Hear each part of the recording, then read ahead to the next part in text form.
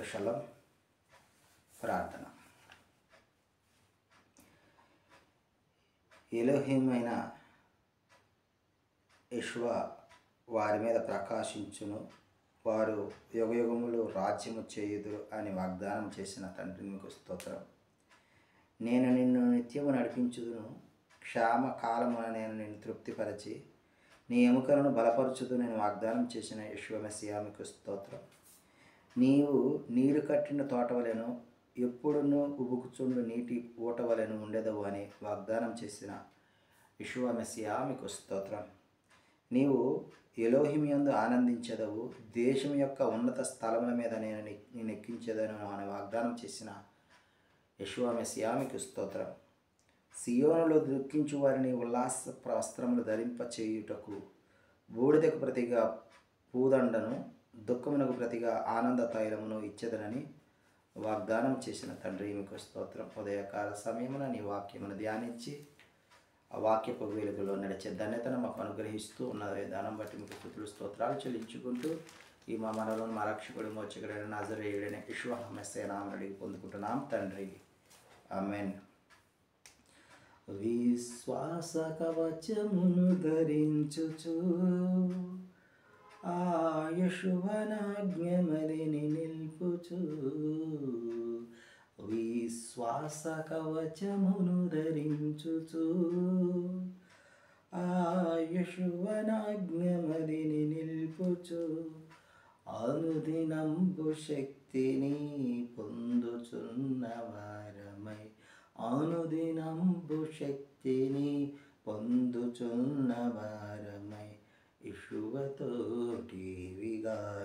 వెడలను, యెషువతోటివిగాను పోదమా, అడ్డుగా వచ్చు వైరి గెల్వను, యుద్ధనాదంబుతో పోదమా, యెషువతోటివిగాను పోదమా, అడ్డుగా వచ్చు వైరి గెల్వను, యుద్ధనాదంబుతో పోదమా.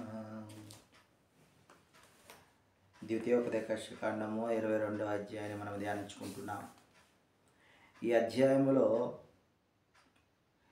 ఇతర జంతువుల పట్ల మనము గౌరవం కలిగి ఉండాలి అని తెలియచేస్తూ ఉన్నారు. నీ సహోదరిని జంతువు ఏదైనా తప్పిపోయిన, ఎద్దు కానీ గొర్రె కానీ మేక కానీ ఏదైనా సరే తప్పిపోయిన ఎడల దానిని నీకు కనపడితే దానిని తిరిగి అతని వైపు వాటిని మళ్లించాలని తెలియచేస్తూ ఉన్నాడు.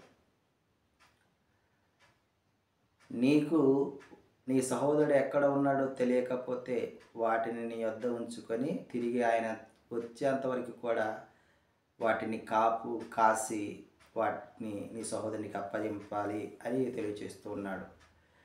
నీ సహోదరునికి సంబంధించినది ఏదైనా సరే, వస్త్రమైనా సరే, ఎద్దైనా సరే, ఇంకేదైనా సరే, నీకు ఆయన పోగొట్టుకున్నది ఏదైనా నీకు కనబడిన ఎడల ప్రతి ఒక్క విషయంలో ఇదే విధముగా చేయాలని హషం వారు తెలియచేస్తూ ఉన్నాడు.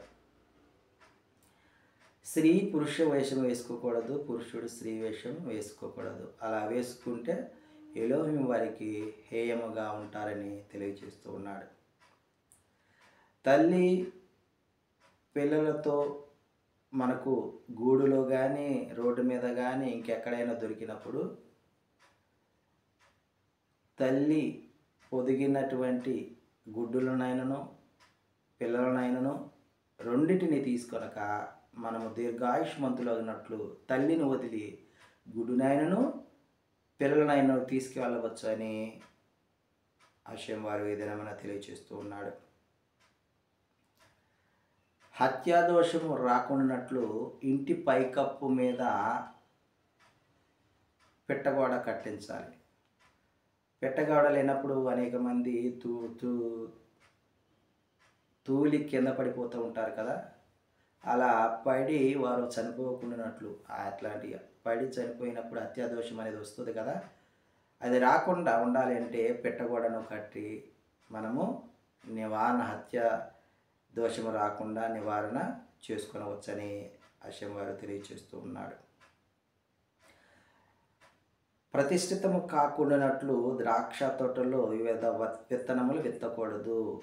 ఏదైనా ఒక పంట వేసినప్పుడు ఆ పంటనే పండించాలి తప్పితే వేరే ఒక పంటను ఆ పంటలో చల్లకూడదు, విత్తకూడదు అని హషెం వారు తెలియచేస్తూ ఉన్నాడు. ఈ ఎద్దును గాడిదను కలిపి భూమిని దున్నకూడదు అని కూడా తెలియచేస్తూ ఉన్నాడు. ఉన్నియు జనపనారయు కలిపిన వస్త్రములు మనము ధరించకూడదని కూడా ఏదైనా మన హెచ్చరిస్తూ ఉన్నాడు. కాబట్టి తగు రీతిగా వీటిని మనము మన జీవితంలో అలవరుచుకొని ఆయనకు హేయులమే కాకుండా ఇష్టలుగా జీవించాలని హషెం వారు ఈ కొన్ని మాటలను మనకు తెలియచేసి ఉన్నారు. ఆమేన్.